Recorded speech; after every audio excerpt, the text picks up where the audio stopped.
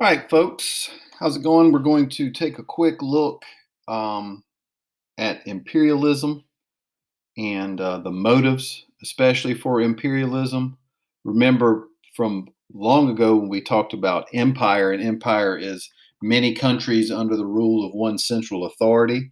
And you're going to see that sort of thing start to grow as as industrialization occurs and starts to spread, and especially Western European, but also the United States, becomes more powerful economically, they start to actually spread their tentacles, if you will, into other parts of the world, and start to take over and control and dominate, for lack of a better term, other countries.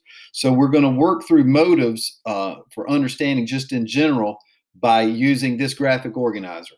So I'll give you a second, or you give yourself a second, pause this video and go ahead and draw this up, because you want to have the goals that are that are driving this motive. But also we're going to do a thing later on dealing with some quotes that would support where these come from, so we can look at some primary sources and some things like that. So get this graphic organizer down and we will knock it out. As you see, M is marked out because we don't really have one for that. But let's get started. First things first, exploratory. Reasons for European imperialism and motives for imperialism. Exploratory, simply going places that people had not been before, mapping new territories, learning about anthropology, learning about the indigenous or native peoples that lived in these areas, and also as a way to start to identify natural resources for their home country, their nation. Because remember, with industrialization and the growth and things like that of cities and those sorts of things, they're going to need lots of raw materials to run these things. Textile mills need raw materials, and cotton and other fibers are going to start to become popular along this time as well. So finding these other resources, and it could be natural resources like coal. Eventually, during this time, oil is going to grow into being more and more important as we move into that part of the industrial age. So you can see that exploration would be a reason, just going places that people had not been before and trying to figure out what's going on there. So, like I said, skip M. Next on P on empire is going to be political motivations. Um, the goals, they want to protect their investments. They want to a nationalistic sort of thing. They want to make their country more powerful than other countries. They're claiming this land for a mother country. Uh, Pushing the boundaries to because when you think about it, in Europe, they don't want to. There's nowhere else to go. There's nothing else to explore. They're already there.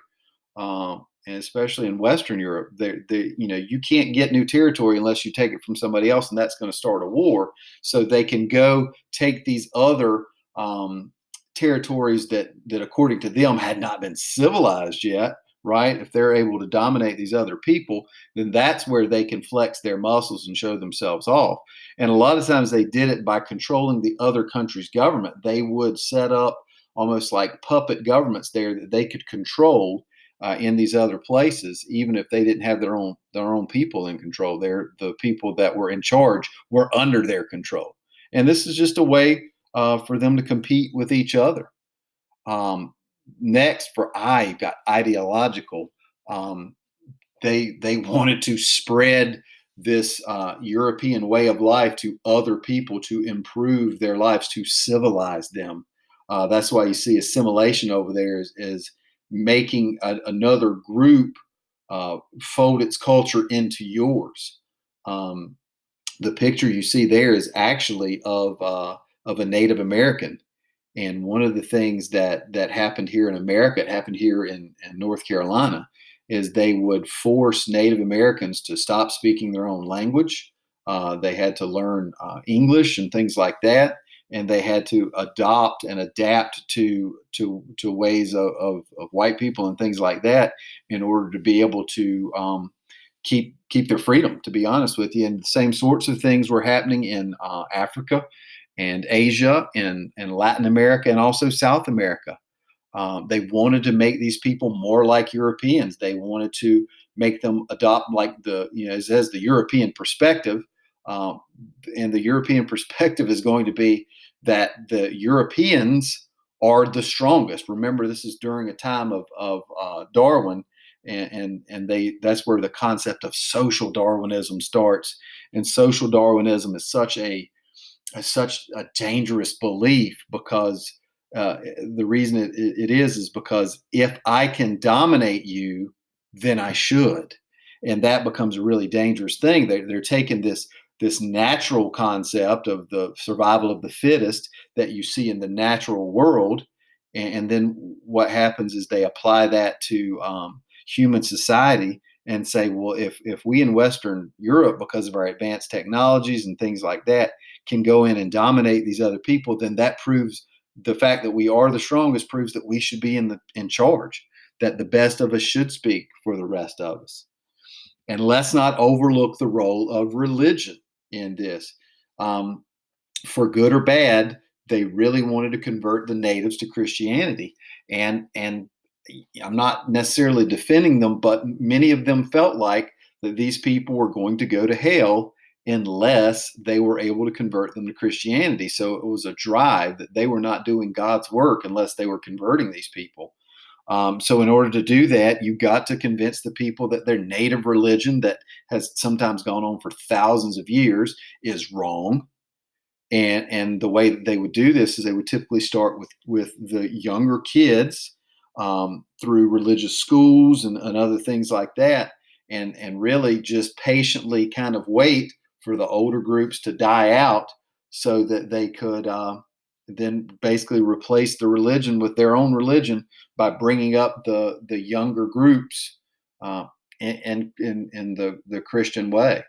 So that's going to be another motive for imperialism is converting folks to Christianity. Next up, we've got economic. Now, as we've said, from imperialism, for industrialization, this is going to be a thing. Cheap labor in these places, raw materials that they need. But then think about it, they also needed people to sell their stuff to.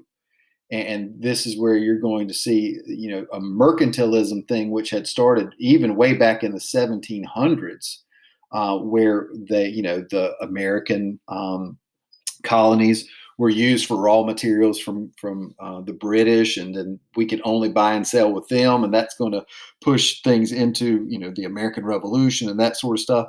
Well, imperialism is a form of mercantilism because of the economic goals that you need to get cheaper raw materials from these places. You need cheap labor sometimes from these people, and they were used all over the world. Sometimes they were whole populations were moved for the purpose of cheap labor, but they also needed somebody to sell their stuff to. There's only so many shirts you can buy. There's only so once they started running out of markets for their own products in Western Europe, then they need somebody else to buy their stuff.